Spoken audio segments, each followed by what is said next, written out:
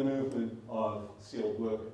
And those are the kinds of agreements that more and more countries will be forging between them, which opens many doors for us in the mobility industry, where we can make it much easier and much more seamless for people to move around between jurisdictions.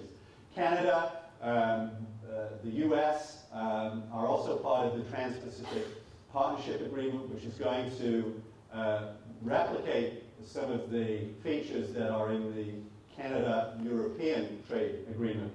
And those negotiations start a little later this spring, and they will have significant implications because there are 20 countries that will join into those trade negotiations and those agreements. In terms of drivers of change, well, the World Economic Forum has been studying this issue, and they said at their meeting in 2012 that we're approaching a demographic shock not seen of since the Middle Ages. And if you just look at this slide, which I lifted courtesy of the, I've forgotten how to use this now, guys, I'm sorry. Press this. Press this? Yeah. Okay. You don't bring down planes. No, all right. So, let me just, I like to move around if that's okay. So what this chart is showing, we took it out of the Economist magazine, but you can see that the bottom blue bar here, the solid blue bar, you can see the population growth of over age 65 people and how rapidly that is changing. This is forecast out between now and 2020. So Japan, Germany, France, Britain. In Canada, we historically have about 4 people for every retiree. So 4 working people supporting 1 retiree.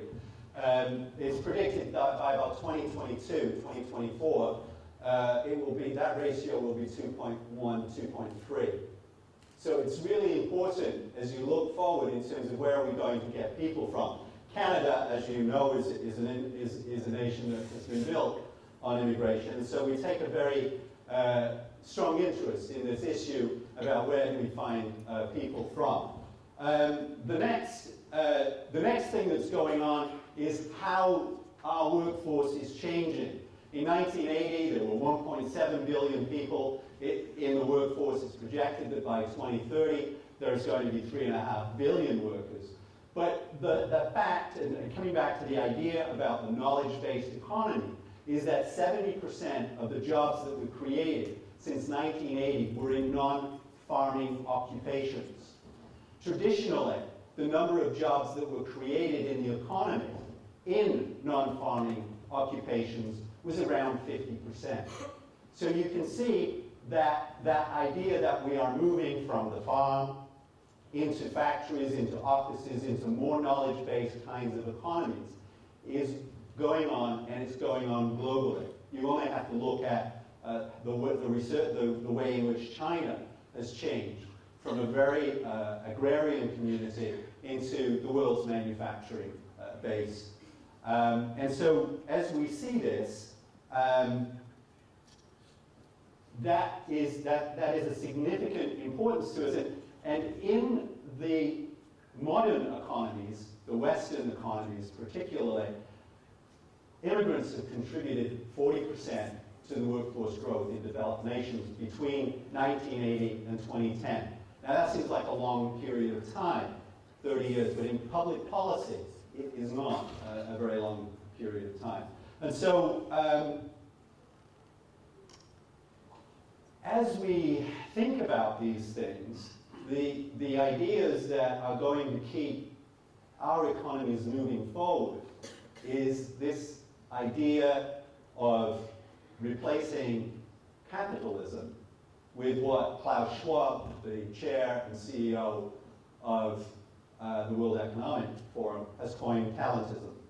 That's not yet in the Oxford Dictionary, but I think you'll see that adopted probably in the next few years.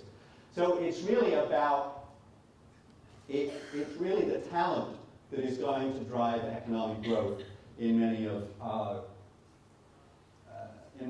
countries, many of our economies, and many of our industries today. It's how do you keep things, how do you innovate, how do you be creative? So we're going to see a lot more focus on that as we move ahead. At the same time that this is going on, we also have a world of challenge, because the skills gap is moving. And you can see that today here in Europe. There are currently 24 million unemployed people in Europe, and sadly, many of those people are in those lower skilled jobs. And we also have a huge population of unemployed young people. But at the same time, there are significant gaps in the economy. There are 6 million jobs that are vacant in the EU because they cannot find the skills in order to fill those jobs.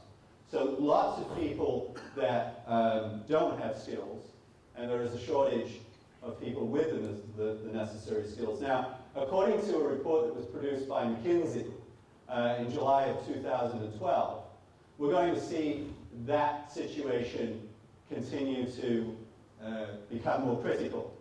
By 2020, the number of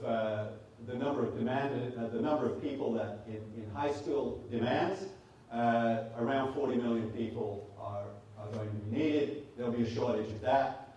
Low-skilled workers, there'll be a high surplus of low-skilled workers on a global scale. The people in the middle, those are our plumbers, our carpenters, our tool and die makers. There will also be a shortage of medium-skilled workers. So that's the environment in which we are working within. And if we look at North America and the EU, I should point out back on this slide, is that of that 38 million, where do you think the highest number of high-skilled workers in demand is going to be by 2020? Anybody want to take a quick stab? Africa, South America. Actually, it's going to be in China. Well, as I was reading the report, I was thinking, well, it's got to be North America. But no, it was not. It is actually in China. Am I pointing this at the wrong thing? Or do I need to advance this? No? In North America and the EU, it's predicted that that shortage is going to be about 18 million people, and we'll have a low-skilled surplus of about 30. So there's going to be a lot of pain as we move through this transition. And if we look at this on a global scale, the red bars are, that's a shortage of labor, and this is a surplus of labor. So you can see that just very quickly, that globally, there is going to be a shortage of high skills right around the world. So from our perspective, as an industry, this is a very exciting time. Shortage of people, we move people. We get people from point A to point B. We get the right people in the right place, at the right time, at the right cost, get all of the supports in there. That's what you do.